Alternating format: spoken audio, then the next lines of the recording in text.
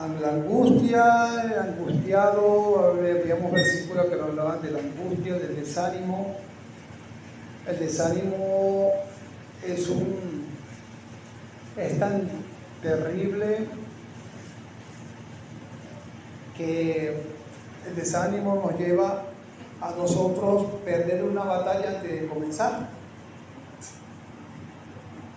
Yo creo que hace ya un tiempo, y me gusta recordarlo porque a veces se puede sacar una enseñanza aún de alguna película que tenga, película que se pueda ver, y hay enseñanzas. Y había hace años vi una película donde la forma de destrucción del planeta era, a pesar de que había en esa película, es un cuento, Historia sin fin, la 1, la 2 no, pero la 1 sí tiene un mensaje. Realmente cuando uno se deja llevar, ayer lo llaman la oscuridad y no es otra cosa sino el desánimo, caer en el desánimo y caer en ese desánimo y en esa oscuridad, y se iba desvaneciendo, la gente se iba perdiendo, las cosas iban cambiando de color y una tristeza, y caía en una tristeza profunda. Y ciertamente que es así el desánimo, como dije, es perder una batalla antes de comenzar, como le pasó al pueblo de Israel en la lectura que vamos a tener en el día de hoy, en Isaías, donde ellos tuvieron que el Señor los consuela porque entraron en un desánimo, un gran desánimo, pero debido a su misma situación, por culpa de ellos mismos. No fue un desánimo que el Señor no quiso llevar a esa situación porque quiso, sino que cayeron en un desánimo por causa de ellos mismos. Grave.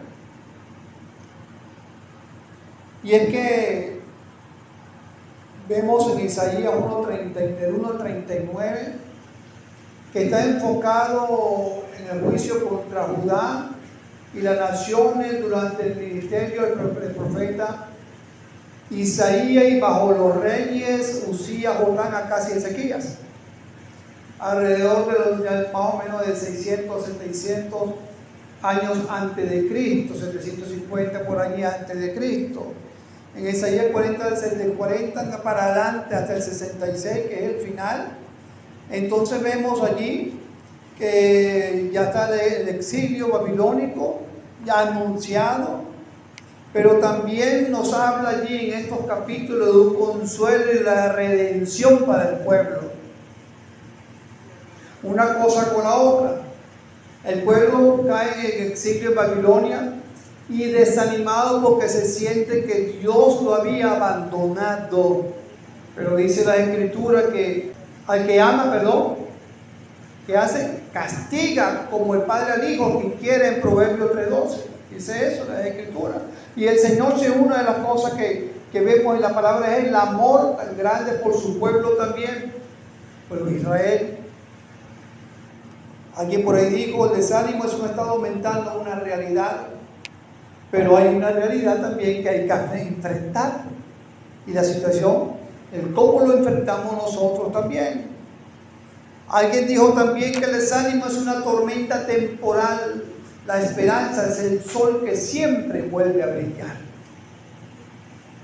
Y nosotros tenemos, o deberíamos tener, un brillo constante por la esperanza que debemos siempre nosotros tener. Así que bueno, vemos que en medio de todo eso el Señor habla allí.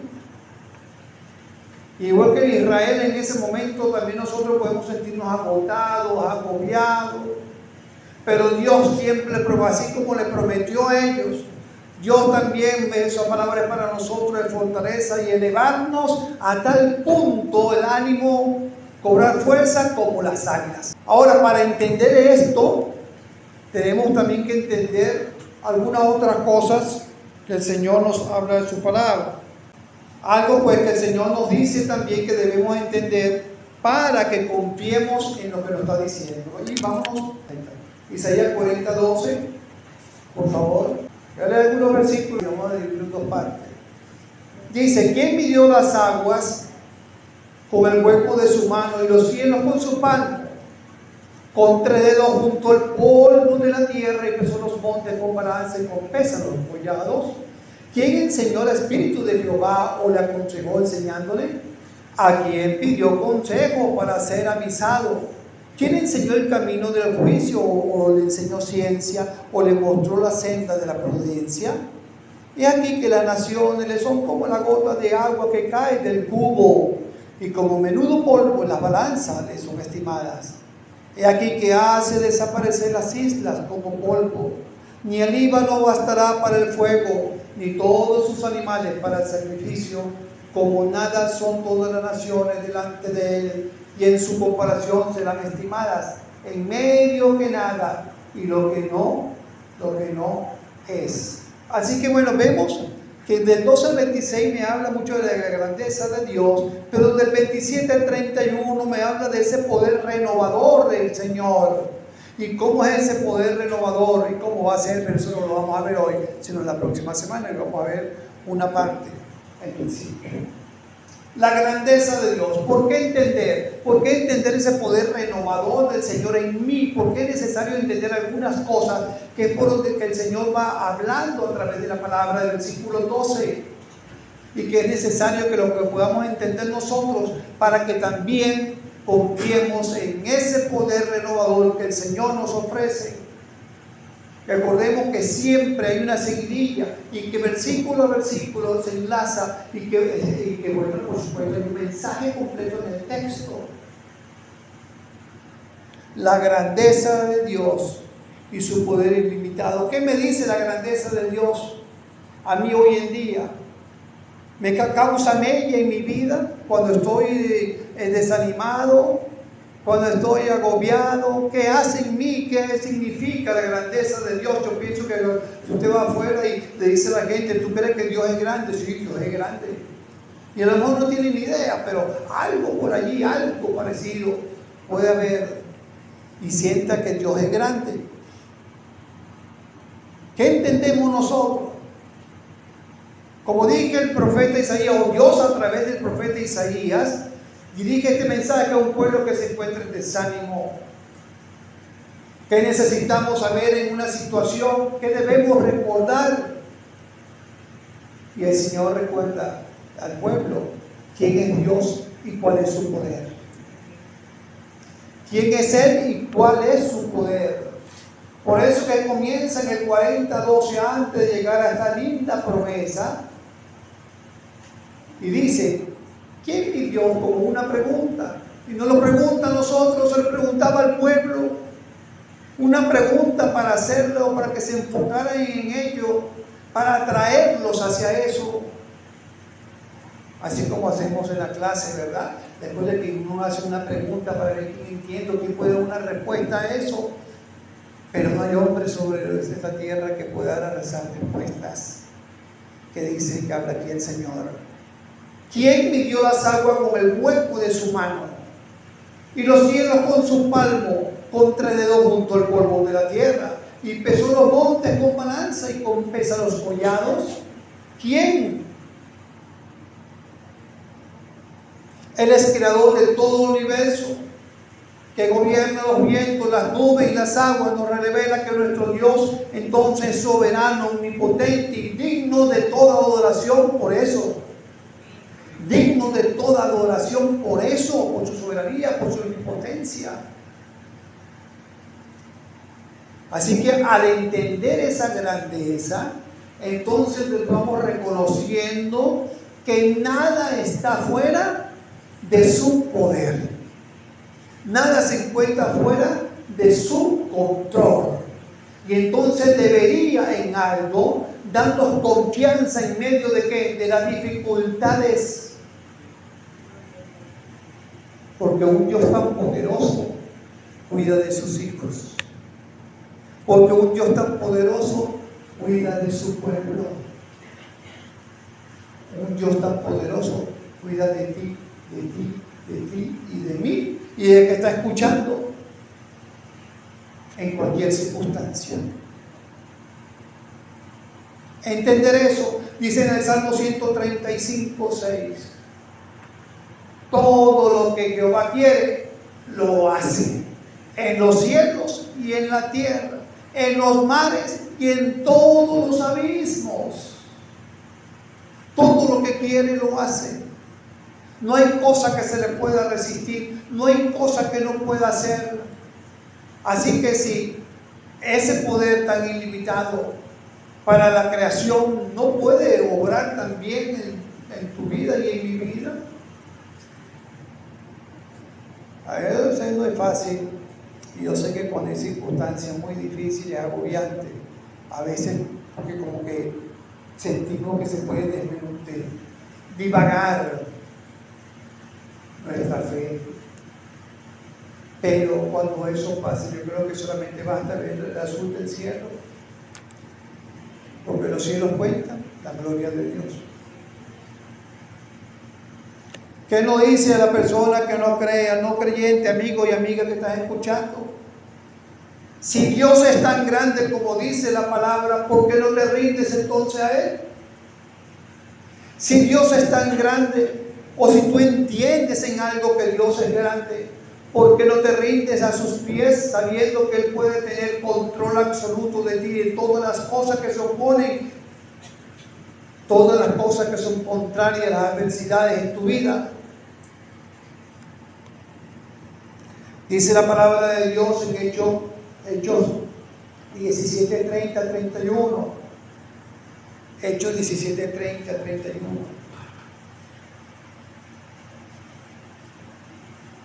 Búsquenlo.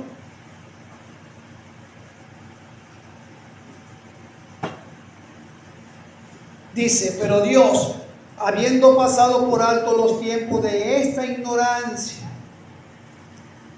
del poder de Dios, de su soberanía, de toda aquella cosa, del Señor Jesucristo, todo, ahora manda a todos los hombres en todo lugar que se arrepientan, por cuanto ha establecido un día en el cual juzgará al mundo con justicia por aquel varón a quien designó, dando fe a todos con haberle levantado de los muertos, hablando de nuestro Señor. Así que ríndete a los pies del Señor Jesucristo en el día de hoy, y Él tiene el poder para cambiar tu vida, porque Él es Dios. Para nosotros, si Dios es tan poderoso, así no entendemos, conocemos las Escrituras, porque a veces vivimos como si Él no pudiera socorrernos, porque a veces vivimos como si no hubiera esperanza, porque a veces vivimos y nos ahogamos inclusive en un vaso de agua, porque a veces vivimos ya derrumbados, derrotados, angustiados. Ese Dios poderoso también nos dice que todo lo puedo en Cristo que me fortalece. Pero también en el mismo texto le dice al pueblo y le habla, entonces ya vemos que habla de un poder ilimitado que es necesario entender para poder creer en lo que viene más adelante, en eso que es capaz de hacer en nosotros. Pero también me habla de la sabiduría de Dios. En el 13 y en el 14 me dice, ¿quién enseñó el Espíritu de Jehová o le aconsejó enseñándole? ¿A quién pidió consejo para ser avisado? ¿Quién enseñó el camino del juicio o le enseñó ciencia o le mostró la senda de la prudencia? ¿Quién? En un mundo en donde aflora la arrogancia,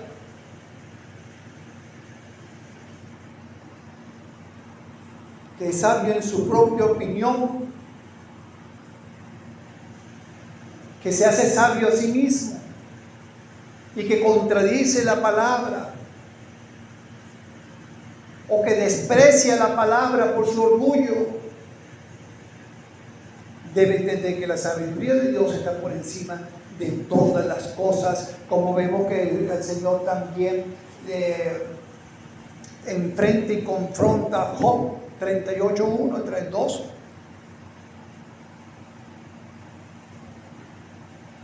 Vamos a leer hasta el 3. Y la Valera lo señala muy bien. Dice, Jehová convence a Job de su ignorancia. Convence a Job de su ignorancia.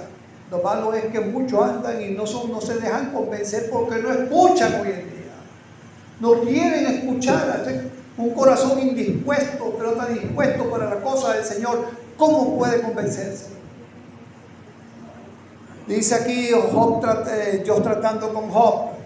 Entonces respondió Jehová a Job de un torbellino y dijo: ¿quién es ese que oscurece el consejo con palabras sin sabiduría? Ahora ciñe como varón tus lomos, yo te preguntaré y tú me contestarás. Y tú me contestarás. Y bueno, vemos allí todo lo que el Señor le pregunta. Porque ¿qué es lo que pasa? Que cuando nos hacemos sabios en nuestra propia opinión, como lo hace también el mundo, porque a veces que el mismo cristiano puede caer en eso, cuestiona las cosas del Señor, comienza a cuestionar cómo Dios actúa, lo que Dios hace. Mira este pueblo cómo fue eliminado completamente, mira esos niños muertos allí, y dónde estaba Dios cuando eso, y dónde estaba en mi angustia, y dónde estaba cuando me pasó esto, cuando se me fue mi familiar, cuando se me fue, y comienza a cuestionar las cosas del Señor.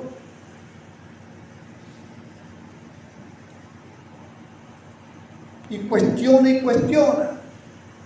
Por eso que en el 48 de Job, el mismo Dios le dice a Job: ¿invalidarás tú también mi juicio? ¿Me condenarás a mí para justificarte tú?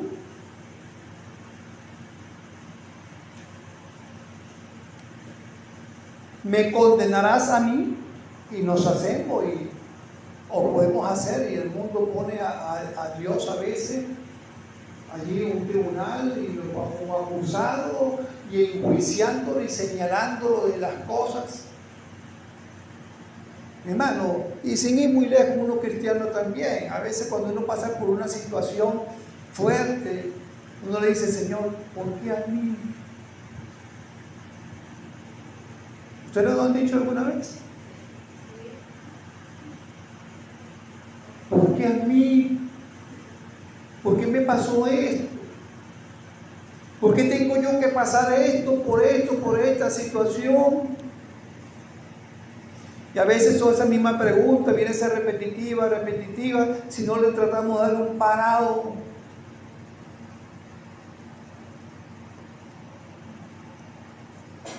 Y dice en el mismo 38:4 de Job. Entonces el Señor comienza, y fíjense que la forma como el Señor obra, porque el Señor, así como le estaba mostrando en Isaías 40:12 en adelante, hablando de que Él en el palmo tiene las aguas y todas aquellas cosas, en el 38:4 también habla así de esta manera con Job. ¿Dónde estabas tú cuando yo fundaba la tierra? Tú que eres tan sabio, explícame, ¿dónde estabas tú en ese momento? Hazme saber si tienes inteligencia, contéstame si puedes. ¿Quién ordenó sus medidas, si lo sabes? ¿O quién extendió sobre ellas el cordel para medir? Ay, no, dice también Isaías, de los sabios en sus propios ojos y de los que son prudentes delante de sí mismos.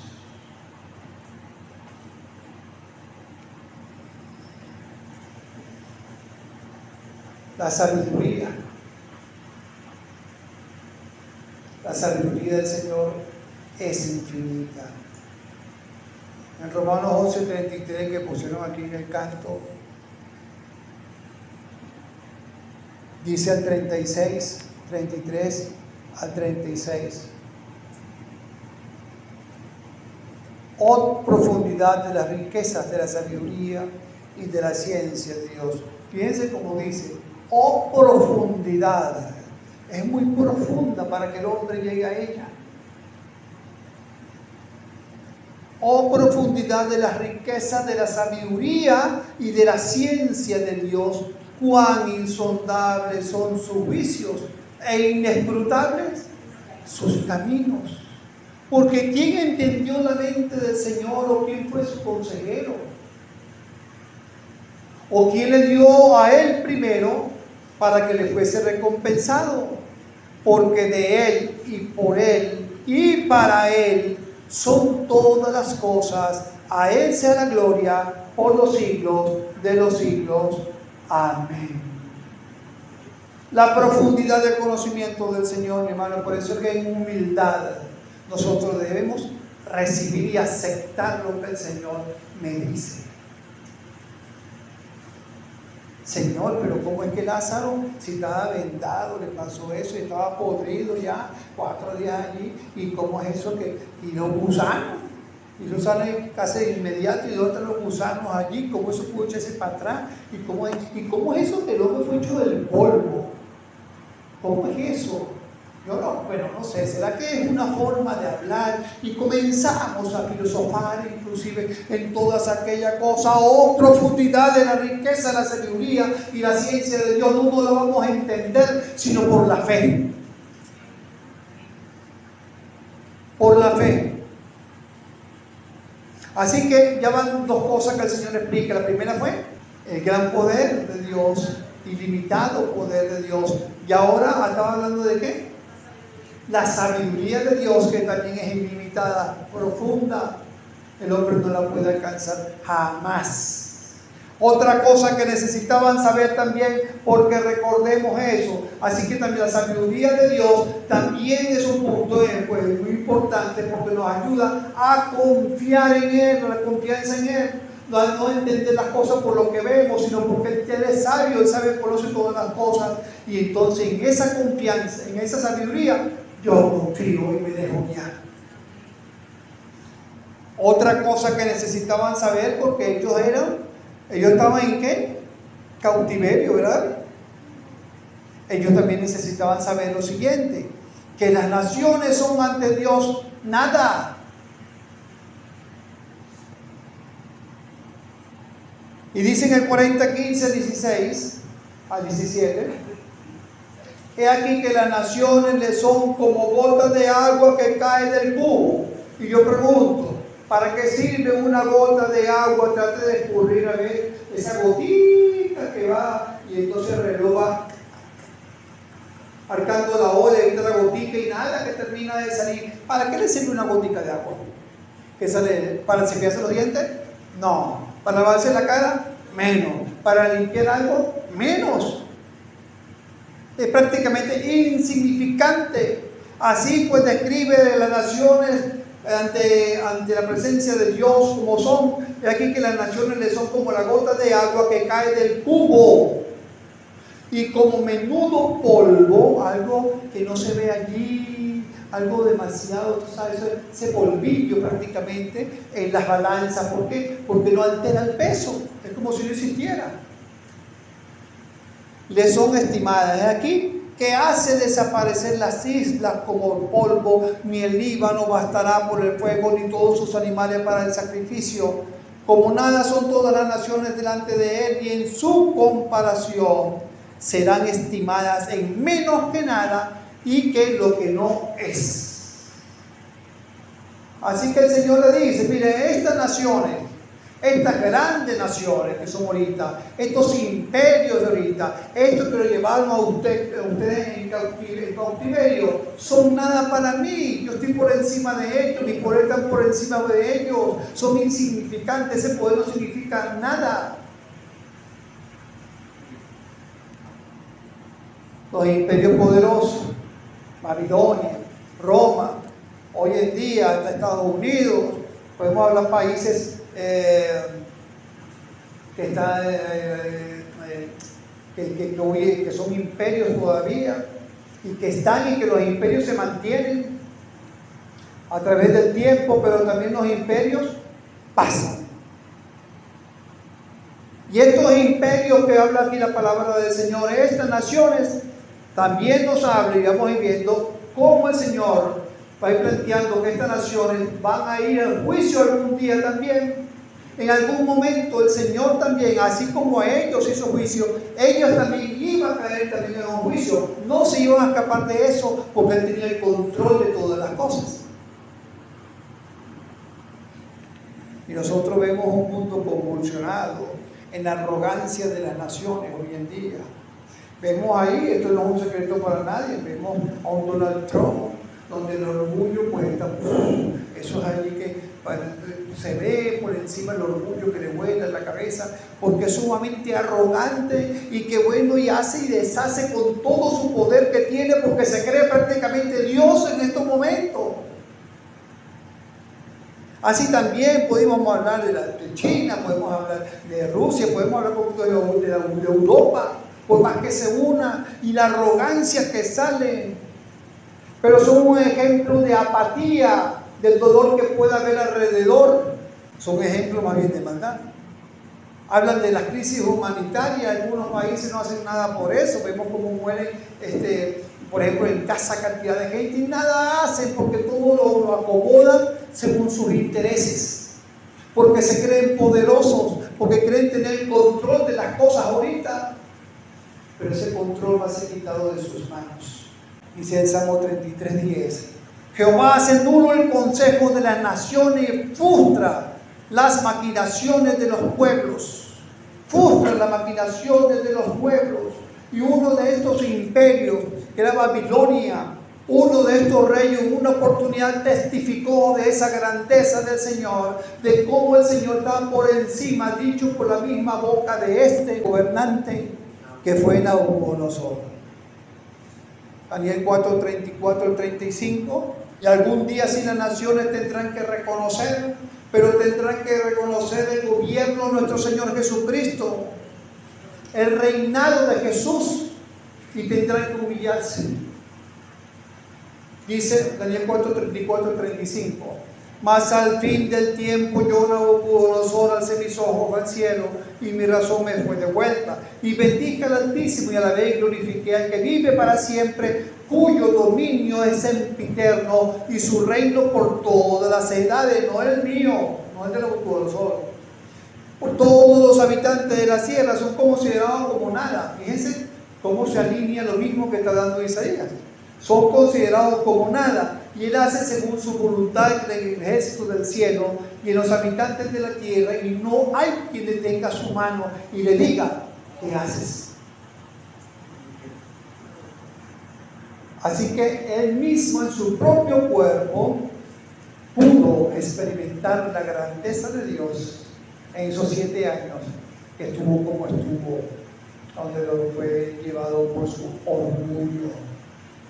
Pero delante de todo esto y lo que habla aquí de las naciones, cómo son para el Señor estas naciones, Isaías lo que estaba también profetizando era un futuro de restauración y esperanza anunciado al fin del castigo y el regreso a Jerusalén. La liberación del cautiverio babilónico por orden de Ciro. Pero Isaías predice otra liberación mayor, que no solamente era salir de un cautiverio, de una prisión, no era solamente de ser encarcelado o de vivir gobernado por otro por unos años, sino era algo todavía, una libertad mayor que la que estaba hablando Isaías, una libertad que no la podía dar hombre alguno, una libertad que no habían conocido, y era la libertad que era que venía el Mesías. De esa liberación predice una liberación mayor del Salvador, el restaurador de Israel, como vemos versículos anteriores en Isaías 43, 45. El Señor allí le está hablando sobre ese reinado. El Señor está ahí dándole una esperanza superior a salir de ese cautiverio, esos años que iban a estar en cautiverio de los 70 años. Dice, hablando de 43, voz que clama en el desierto, ¿a qué se está refiriendo? A Juan el Bautista. Voz que clama en el desierto, preparad camino a Jehová, enderezad calzada en la soledad nuestro Dios, todo valle será alzado, y bájese todo monte y collado, y lo torcido se enderece, y lo áspero se allane, y se manifieste la gloria de Jehová, y toda carne juntamente la verá, porque la boca de Jehová ha hablado. Así que el Señor estaba anunciando allí un reinado sin igual, al cual ellos deberían aferrarse a esa esperanza. Un reinado que no iba a venir en ese momento, pero que iba a venir en un futuro, y que ellos, que el Señor se lo da como un consuelo para que cobraran ánimo, que no toda este sufrimiento iba a ser eterno, sino que había una esperanza.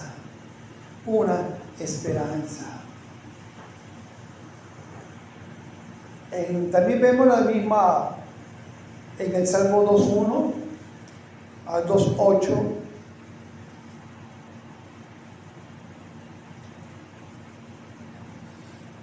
El Señor, en el mismo orden de idea, habla igual que Isaías acá, y dice: ¿por qué se amotinan la gente y los pueblos piensan cosas vanas? Se levantarán los reyes de la tierra y príncipes consultarán unidos contra Jehová y contra su ungido, diciendo: rompamos su ligadura y echemos de nosotros sus cuerdas. El que mora en los cielos se reirá, el Señor se burlará de ellos, porque son las naciones para él, ¿verdad? Como leímos ahorita, como nada. El Señor se burlará de ellos, pero yo he puesto mi rey sobre Sión. ¿Quién es? Jesús, mi santo monte. Yo publicaré el decreto. Jehová me ha dicho: mi hijo eres tú, yo te engendré. Hoy pídeme y te daré por herencia ¿a quiénes? Las naciones, y como posesión tuya los confines de la tierra. Los que levantarás con vara de hierro, como vasijas de alfarero, los desmenuzarás. Hablando del reinado de nuestro Señor Jesucristo, y todo aquello, pues, como las naciones son nada ante los pies de nuestro bendito Señor. Vemos entonces, en el capitulemos, primero, que el Señor le habla del poder ilimitado. Segundo, tercero, no, eso no lo leí. Que las naciones son nada para él, hablando del poder y del dominio que él tiene, no que no tienen el dominio contra él, sino que él tiene el dominio, puede gobernar a esas naciones, y queriendo decir al pueblo: todas las cosas son permitidas, lo permití yo, lo que ustedes están pasando en este momento, ¿okay? Pero ahora viene otra, y la exhortación a cuidarse de no seguir pecando, de entender que hay un solo Dios, y hay que tener cuidado con un mal muy grave, que era la idolatría, Y vemos aquí entonces la insensatez de la idolatría ante la grandeza del Dios vivo en 40, 18 al 20. ¿A qué pues haréis semejante a Dios que compondréis? El artífice prepara la imagen de talla, el platero le extiende el oro y le funde cadenas de plata. El pobre escoge para ofrecer de madera que no se amorille. Se busca un maestro sabio que le haga una imagen de talla que no se mueva. Y dice en el 18: ¿a qué pues haréis semejante a Dios? ¿A qué pues igualaréis a Dios? ¿Hay alguna manera de igualar a Dios a otra cosa? ¿A otro poder? ¿A otro dominio? Es incomparable, no se puede. Y es precisamente lo que está hablando en relación a idolatría, es que tome el lugar de él algo que pueda, pues, hacerse semejante a él en nuestra vida. Y no solamente la idolatría tiene que ver con las estatuas, tiene que ver con todas aquellas cosas, ¿no?, que conocemos, sino el dinero, el placer, el ego mismo. ¿Hay idolatría en nuestro corazón? ¿Qué hay en nuestro corazón en estos momentos? ¿Quién está reinando nuestra vida? ¿Quién está reinando nuestro corazón? ¿Quién está centrado en ese trono? ¿A quién yo le di? Porque soy yo quien lo permito. ¿A quién? Así que eso es parecido más o menos, mis hermanos, cuando tratamos de igualar y hacer de nuestros dioses, cualquiera que fuere ese, compararlo al Dios todopoderoso, sea la economía, nuestro dinero, las ambiciones, sea cualquier otra cosa. Así como un niño prefiere un caramelo que una ensalada, ¿verdad? De una ensalada a un niño para ver un caramelo que se va a querer comer. Así como un niño prefiere un caramelo que una ensalada, nosotros a veces cambiamos a Dios por las cosas que no son útiles para nosotros, que no son importantes para nosotros, que no son de provecho para nosotros. Y tu amigo y amiga que no conoce o no has entregado tu corazón al Señor, dale tu corazón a Él, pero tu corazón en estos momentos está lleno de pecado. Y eso es está embasurado. El único que puede limpiar tu corazón es Cristo.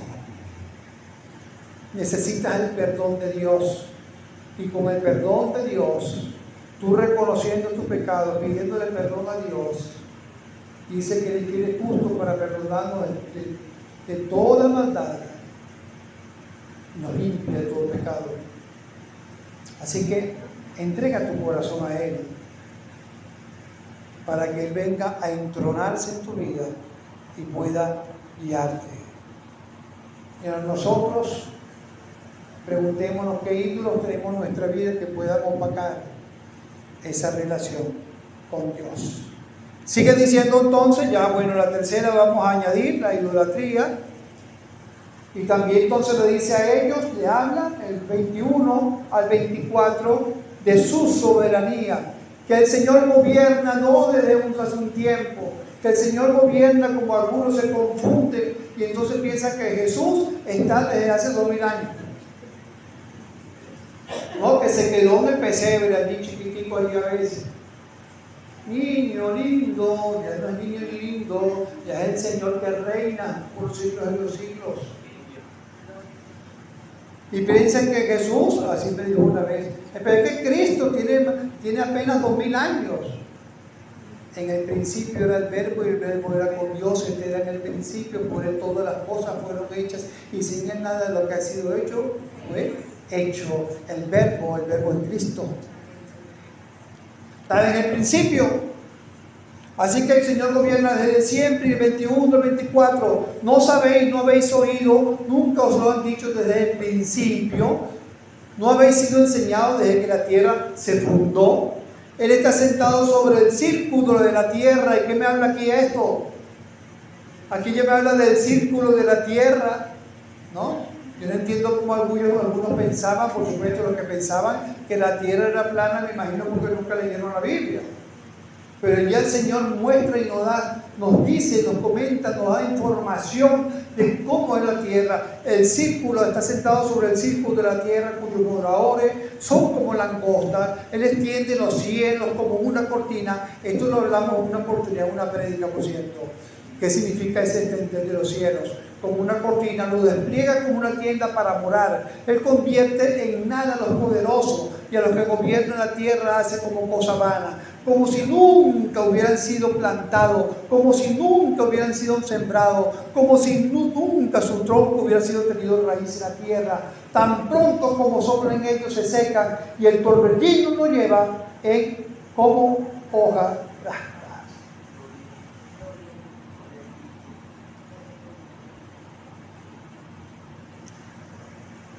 Así que me habla aquí entonces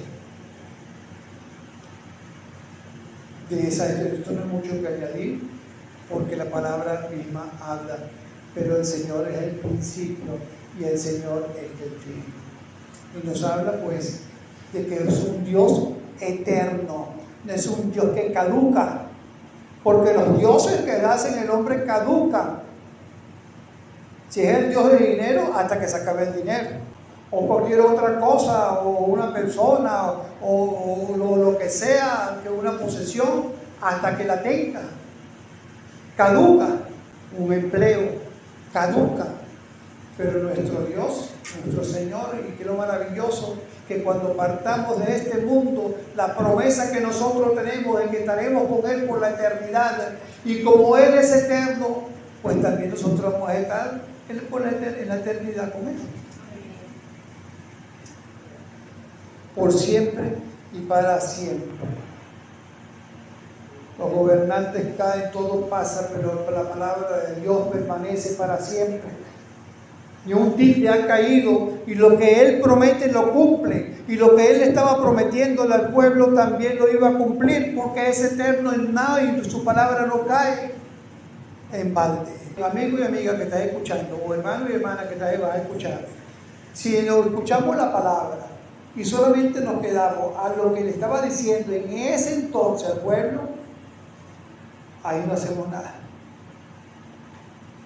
Cuando verdaderamente tiene utilidad para mi vida, es cuando veo la aplicación en el tiempo, lo que me está diciendo a mí. La palabra permanece para siempre, la palabra es viva y eficaz. Y nos habla también en nuestro tiempo. Ahora ustedes repitan, pues, el primer punto. El poder ilimitado. Confiemos que Dios es poderoso sobre todas las cosas y si no veamos a nuestro alrededor todo lo que Dios ha creado.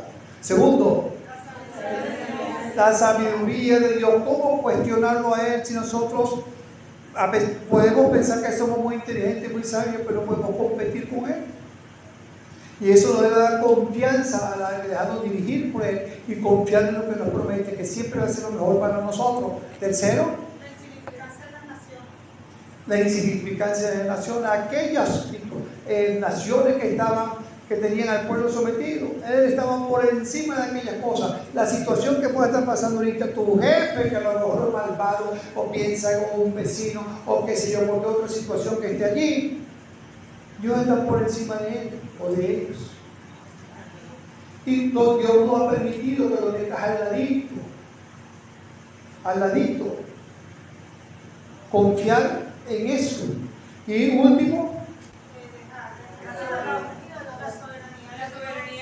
el Señor gobierna desde siempre. Gobierna desde siempre. ¿Ok?